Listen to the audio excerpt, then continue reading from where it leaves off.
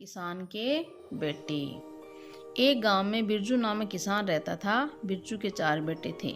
बिरजू बहुत मेहनती और दूरदर्शी स्वभाव का था, जबकि उसके बेटे निकम्मे, कामचोर और आलसी स्वभाव के थे। बिरजू किसान बूढ़ा होता चला गया और उसके बेटे जवान हो गए। बिरजू के बेटे अभी भी उसी पर निर्भर थे।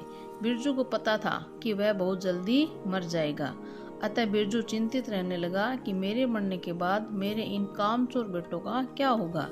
ये बिना कोई काम किए कैसे अपना जीवन यापन करेंगे।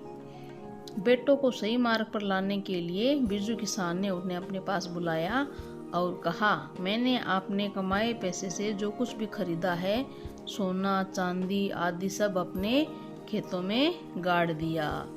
अब मैं बूढ़ा हो गया हूँ, शायद इसी कारण से मुझे यह याद नहीं रहा कि धन किस जगह गड़ा है।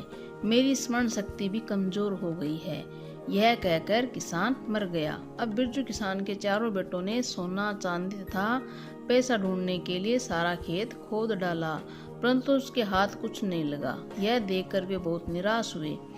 एक दिन वे चारों अपने पिता के मित्र के पास गए और उनको सारी बात सुनाई। यह सुनकर बिरजू का मित्र बहुत खुश हुआ। उसने कहा, तुम्हारे पिता बहुत बुद्धिमान थे।